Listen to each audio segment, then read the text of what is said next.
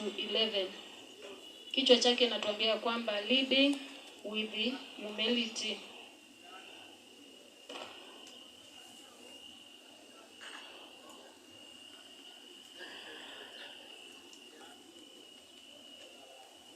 Mwenye amepata akaweza kutusomea Philippians chapter 2 verse 1 to 11. Tutaenda tu pole pole.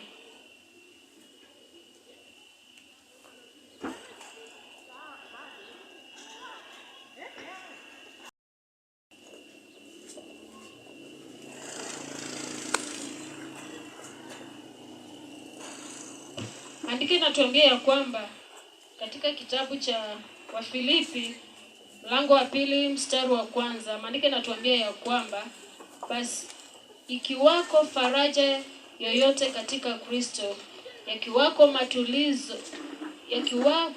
matulizo yoyote ya mapenzi, ukiwako ushirika wowote wa roho, ikiwako huruma yoyote na rehema, ijazilieni furaha yangu ili muwe na nia moja, wenye mapenzi mamoja, wenye roho moja, mkiwaza mamoja. Mstari wa 3 inatuambia ya kwamba msitende neno lolote kwa kushindana wala majivuno, bali kwa unyenyekevu kila mtu na amhesabu mwenziwe kuwa bora kuliko nafsi yake. Kila mtu asiangalie mambo yake mwenyewe, bali kila mtu aangalie mambo ya wengine. Mstari wa 5, iweni na nia hiyo hiyo ndani yenu, ambayo ilikuwamo pia ndani ya Kristo Yesu. Mstari wa 6, ambaye yeye mwanzo alikuwa yuko na namna ya Mungu, naye hakuona kule kuwa sawa na Mungu kuwa ni kitu cha kushikamana nacho.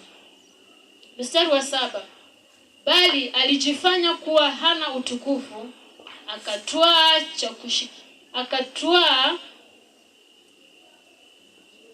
akatwaa namna ya mtumwa, akawa ana mfano wa wanadamu. Mstari wa 8, tena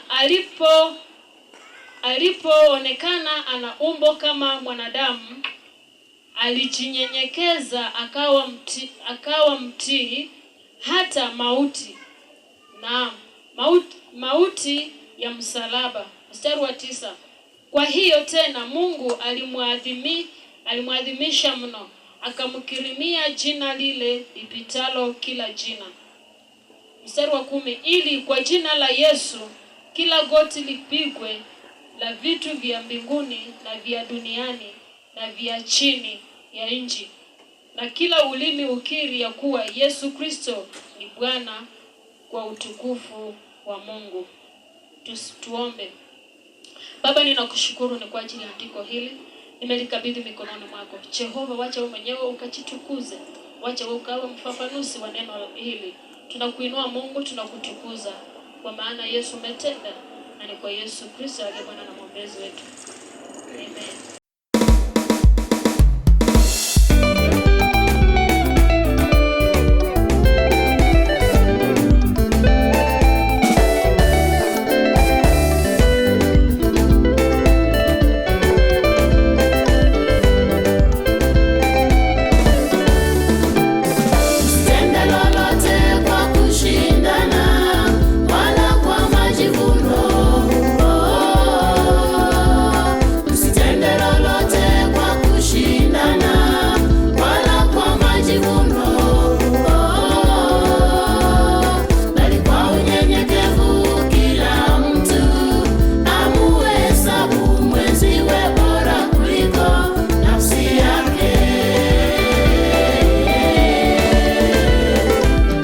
Basi ikiwepo faraja yeyote katika Kristo, yakiwepo matulizo yoyote ya upendo, ukiwapo ushirika wowote wake Roho Mtakatifu,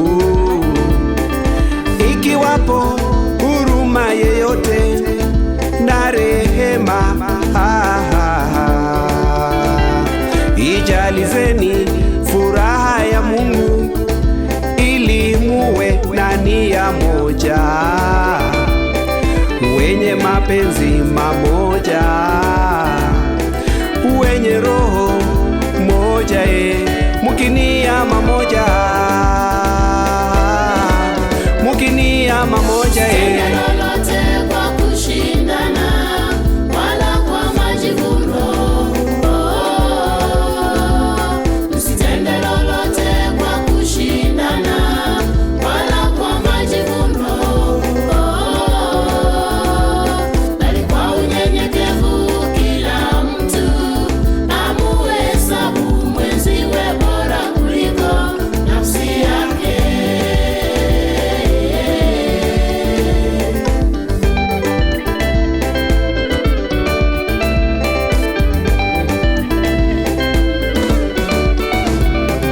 Kila mtu asiangalie mambo yake yeye mwenyewe, bali kila mtu ayangalie mambo yale ya wengine. Iweni na nia hiyo hiyo ndani yenu, ambayo ilikuwamo pia ndani ya Yesu, pia ndani ya Yesu. Tenda lolote kwa kushindana wala kwa majivuno, msitende lolote kwa kushindana wala kwa majivuno, bali kwa unyenyekevu kila mtu amuhesabu mwenziwe bora kuliko nafsi yake.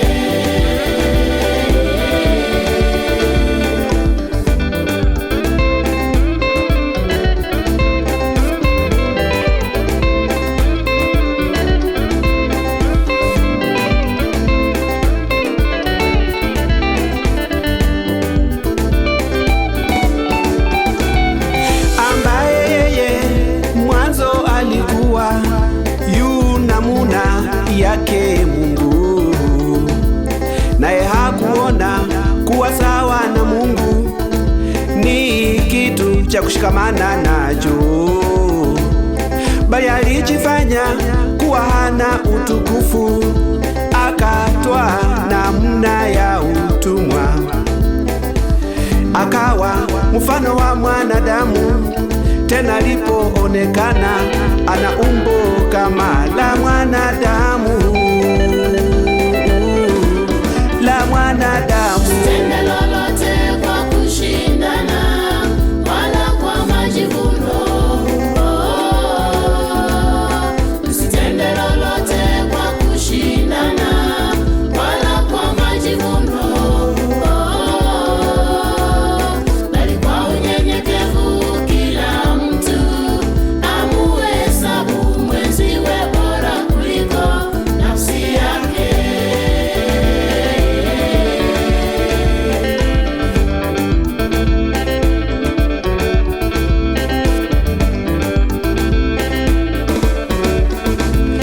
Kwa hivyo tena Mungu alimwadhimisha, akamkirimia jina kuu, jina hilo lipitalo majina yote, ili kwa jina hilo kila koti lipigwe, na ulimi ukiri ya kuwa Yesu ndiye mfalme wetu, na kila ulimi ukiri ya kuwa Yesu ndiye Bwana wetu, kwa utukufu wa Mungu,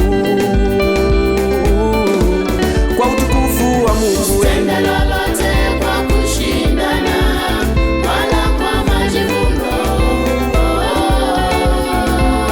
msitende lolote kwa kushindana wala kwa majivuno, bali kwa unyenyekevu kila mtu amuhesabu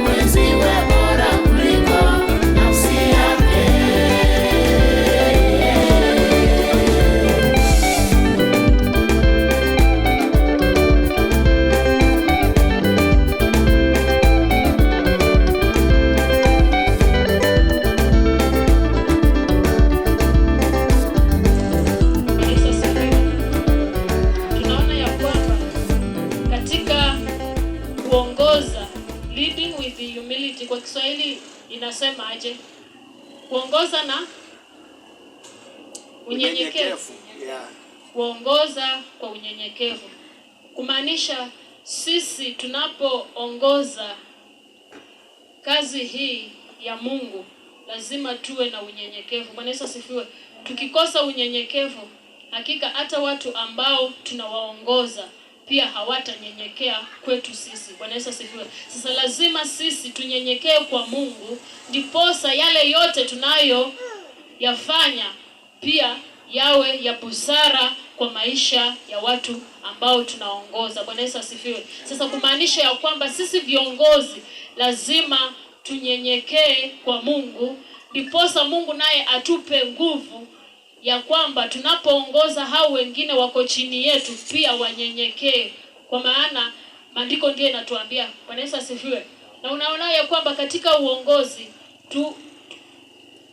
kipengele cha kwanza ni unity. Bwana Yesu asifiwe.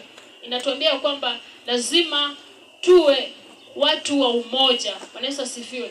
Tusipokuwa na umoja, hata katika nyumba ya Mungu, tusipokuwa na umoja, hakuna mahali tutasonga na hakuna mahali tutafanya kazi yoyote. Bwana Yesu asifiwe. Sasa lazima tuwe na umoja katika nyumba ya Mungu. Wawe ni viongozi, lazima tuwe na umoja, kuanzia kwa mchungaji wetu mpaka viongozi wa chini. Bwana Yesu asifiwe. Ndiposa hata kanisa pia wanapoona viongozi wako na umoja, pia kanisa litakuwa na umoja. Na unaona ya kwamba tukiwa kitu kimoja, hakuna chochote ambacho shetani ataingilia kati apinge. Bwana Yesu asifiwe. Badala yake Mungu ataruhusu mambo yafanyike kulingana na mapenzi yake. Sasa lazima tuwe watu ambao tuna umoja katika nyumba ya Mungu. Tusitofautiane na tusiwe na ukabila. Kwa sababu tukiwa na ukabila katika kazi ya Mungu, hakika kazi ya Mungu haiwezi ikasonga mbele. Sasa lazima tuwe kwa umoja, ndiposa hii kazi ya Mungu ifanyike kwa njia inayostahili. Alafu tunaona ya kwamba kwa sababu ya wanadamu ama sisi wanadamu, wakati watu wanaingia katika nyumba ya Mungu, inategemea sisi viongozi tunawaongoza aje hawa ambao wako chini yetu. Bwana Yesu asifiwe. Jinsi ambavyo tunawaongoza ndivyo jinsi ambavyo watatuheshimu ama hawatatuheshimu. Bwana Yesu asifiwe. Jinsi ambavyo tunawaongelesha, hivyo ndivyo itamaanisha watafanya jinsi ambavyo tunaongea ama hapana. Bwana Yesu asifiwe. Unajua unaweza ongea kitu ukafikiria umeongea kitu kwa mtu kinampendeza, kumbe kimemkwaza. Bwana Yesu asifiwe. Sasa lazima pia heshima ya kiongozi kwa mshirika ni ya muhimu sana. Bwana Yesu asifiwe. Sababu si wote wanaokuja katika nyumba ya Mungu ambao usipowaongelesha ama usipowachukulia kwa njia inayostahili watakaa. Bwana Yesu asifiwe. Kuna mwenye unapomshautia papo hapo mbele ya watu hatakaa, ataenda. Bwana Yesu asifiwe. Wakati unamtreat mwenzako kwa njia ambayo haistahili, hakika hiyo kitu itafanya akae katika nyumba ya Mungu ama aondoke. Bwana Yesu asifiwe. Sasa sisi kama watu ambao tunamjua Mungu, maneno yetu ambayo tunayatoa katika vinywa vyetu ni ya maana sana. Ukiyatoa maneno ambayo ni ya uchungu kwa mwingine, unapata ya kwamba mtu atakasirika na ataacha kanisani. Sababu si wote ambaye ukimwongelesha kitu ataona ya kwamba unamrekebisha. Kuna wengine anahitaji umuite kando, umwongeleshe pole mpaka siku yenye mwenyewe atafanya nini, atajua ya kwamba hakika mambo lazima yawe jinsi ambavyo yanatakikana. Bwana Yesu asifiwe.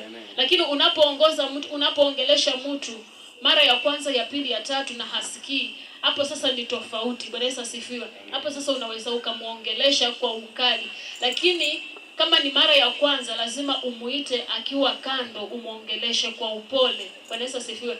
Sababu sisi wanadamu tunakaa kama watoto wachanga. Bwana Yesu asifiwe. Lazima tubebe, au hata kama mtu ako kwa ndoa yake lazima umbebe kama mtoto mdogo, kwa sababu kazi ya Mungu ni tofauti na kazi ingine. Bwana Yesu asifiwe. Sasa lazima tuheshimiane sisi wote. Unapomheshimu mwenzako na yeye pia atakupa heshima zako. Kuvutia sana. Hata Mungu anafurahia sana wakati tunafanya kazi kwa unyenyekevu, Mungu anapendezwa nasi. Bwana Yesu asifiwe. Lakini tusipofanya kazi kwa unyenyekevu, hakika Mungu hawezi akatubariki na hawezi akatusongesha katika hatua nyingine ama kwa level nyingine. Lazima tunyenyekee, hata kama unaona ya kwamba kweli wewe ndio unaweza ama wewe ndio umesimama katika pengo kufanya kitu fulani, lazima unyenyekevu uwe, ndiposa Mungu akubali na aweze kutuinua mara nyingine. Kwa unyenyekevu tena, sometimes unaweza kuwa umefanya kitu, umekosa jambo fulani, yani umefanya jambo fulani, lakini wanajaribu kukurekebisha na hautaki. Hata hiyo unyenyekevu inasaidia sana. Wakati unarekebishwa, lazima pia unyenyekee, ukubali kurekebishwa, ukubali kukemewa, alafu Mungu naye atakuinua. Bwana Yesu asifiwe. Unajua kuna baadhi ya watu sometimes anaweza kuwa amefanya makosa, lakini unapomrekebisha hataki, ama unapomwambia enda hivi hataki. Na wakati unamrekebisha, anafika mahali anachikuta katika jambo ambalo halistahili, tena unapata anarudi. Bwana Yesu asifiwe. Watu kama hao hatuwezi tukawakemea na hatuwezi tukawafukuza, badala yake, kwa sababu ameenda amechikuta ya kwamba kumbe jinsi ambavyo alivyokuwa anarekebishwa hakuwa ako tayari, lakini kwa sababu ameenda na amepatana na changamoto na amerudi. Watu kama hao tunawapokea na tunazidi kuwarekebisha kwa njia inayostahili. Na unapokubali kurekebishwa, unapokubali kukemewa, hakika utakuwa kwa hatua ambayo ni mzuri na utainuliwa na utabarikiwa. Bwana Yesu asifiwe. Na kwa sababu masaa ilikuwa imeenda sana, unajua ibada ya kwanza inafaa iwe inaisha saa 3 on dot. Bwana Yesu asifiwe. Na kwa hayo machache, wacha mchungaji akuje achukue tu kwa dakika kidogo, alafu waimbaji. Barikiwa sana.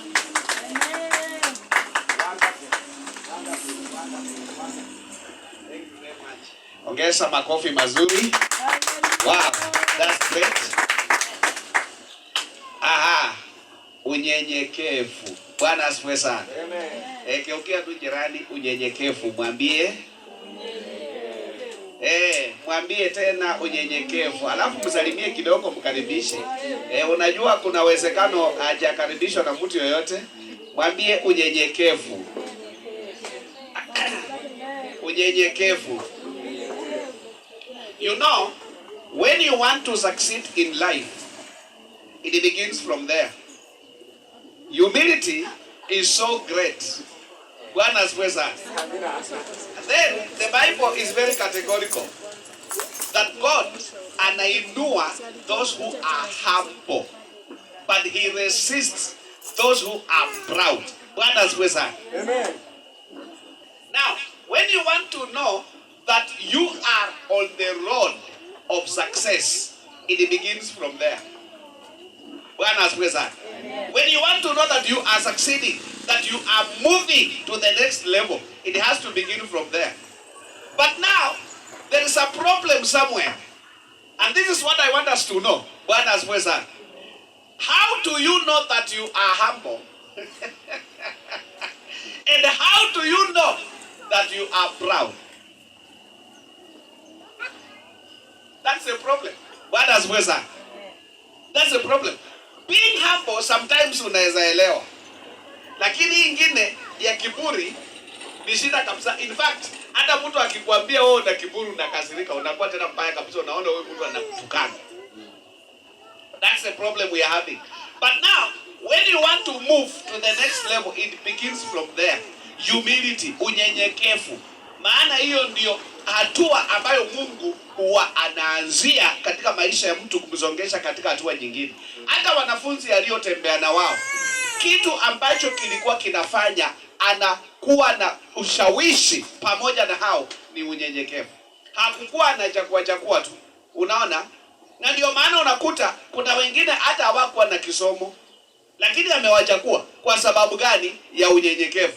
Unaweza kuwa na kisomo, unaweza kuwa na makaratasi mazuri sana, lakini ukikosa unyenyekevu, then umekosa kitu ya maana, umekosa kitu ya dhamana. Mungu hawezi tumika na mtu wa aina hiyo. Bwana asifiwe sana. Kwa hivyo utajuaje ya kwamba wewe uko mtu mnyenyekevu? Hiyo ni swali nataka kubaliza na inua mkono. Utajuaje ya kwamba fulani amenyenyekea ama wewe ni mnyenyekevu umenyenyekea? Okay, wacha niulize vizuri. Wangapi ni wanyenyekevu hapa? Inua mkono. That's so good. Wangapi? 1, 2, wawili, 3, wonderful. Aya, sasa nataka kuanza na nyongeza. Nyongeza, nianze na wewe. Unyenyekevu. Mtu akisema mimi ni mnyenyekevu, anamaanisha ni mtu aina gani?